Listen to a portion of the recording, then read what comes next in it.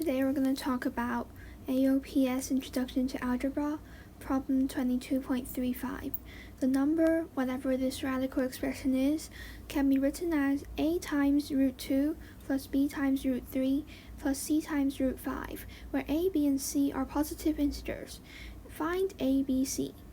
And so basically the whole problem just simplifies down to this equation here, and we just want to find what a times b times c is.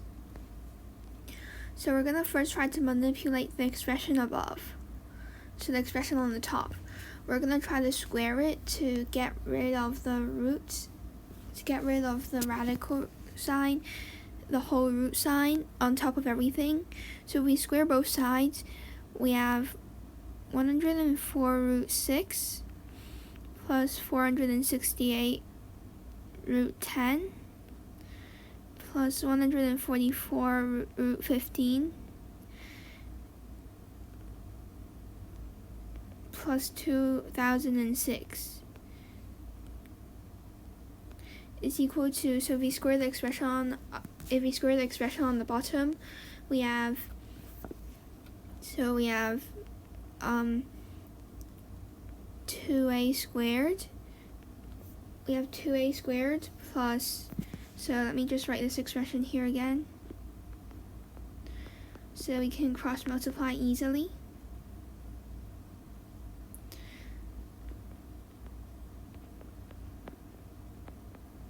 So we have 2a squared plus ab times root 6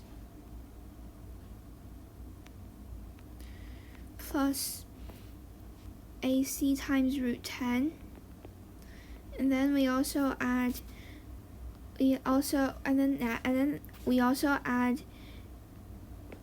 times root 6 again, and then we have 3b squared, and we have bc times root 15.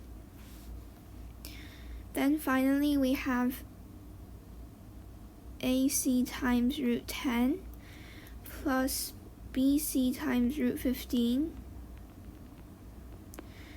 plus 5c squared. So these two expressions here are equal.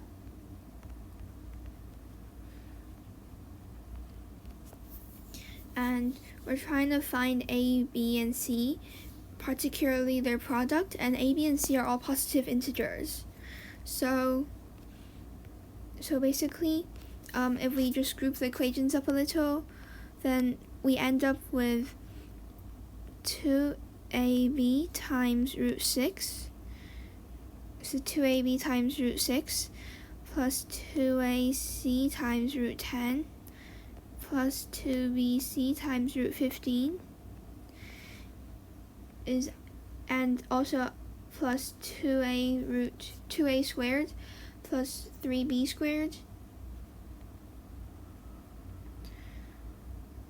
plus 5c squared is equal to the expression we have on the very top. So we know that every term here corresponds to every term on the top. So the 104 times root 6 corresponds to 2ab times root 6. 2ac times root 10 corresponds to 468 times root 10, etc. So the root 15 terms also are associate with each other, and we also have the constant terms. So now basically we have 4 equations for our a, b, and c. So basically we know that 2ab is equal to 104, and then we have 2ac is equal to 468, and we also have 2bc is 144. So now, before we start to solve these equations with a bunch of substitution, etc., we look back at the question to see what we actually want to solve. So we want to figure out a, b, and c, the product of a, b, c. So that's just really simple now, because all we have to do to figure out the product of a, b, c is to multiply the 3 equations by each other.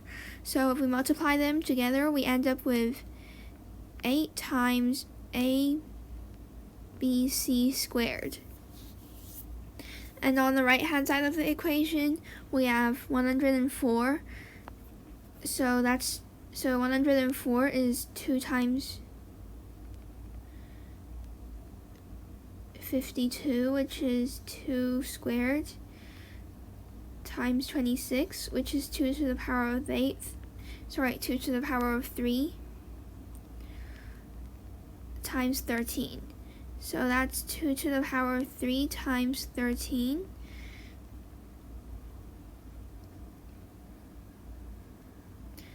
And then we multiply it by 468. So 468 is, we can write that as 2 to the power of 3 times 468 over 8, which is 5. So 46 over 8. We get 5 times 8 is 40, and we have 68 over 8. Actually, that doesn't divide, so we try having 2 to the power of 2. So we divide 468 by 4, so that gives us 117. So 117, we have 2 to the power of 2 times 3 to the power of 2 times 117 over 9, which is 13. So we have 2 to the power of 2 times 3 to the power of 2 times 13. We multiply that by 144, which is 12 squared.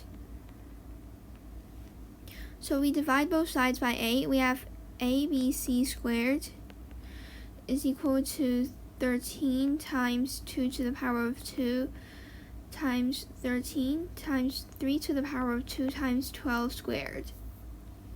So we take the square root of this, then we'll get ABC. And we take the positive square root of this because ABC is clearly a positive number, because A and B and C are all positive integers. So we take the positive square root of this side, this expression on the right hand side. We have 13 times 2 times 3 times 12. So we have ABC is equal to, so 13 times 12 is 26 plus 130, which is 156. So that's 156 times 6, which is equal to, so 6 times 6 is 36, 5 times 6 is 30, plus 3, which is 33, 1 times 6 is 6, plus 3, which is 9. So our answer is 936. So that's our answer to problem 22.35. I hope you enjoy this video. It tells us that so if we see a square root, then we try to square both sides of the equation, and then if we know that the terms have certain conditions, such as being a positive number or positive integer, then we can try to correspond the terms to each other to figure out the answer. And also we have to look at what we're finding for in order to find out the answer in a quick and easy way. So thank you for watching. Bye.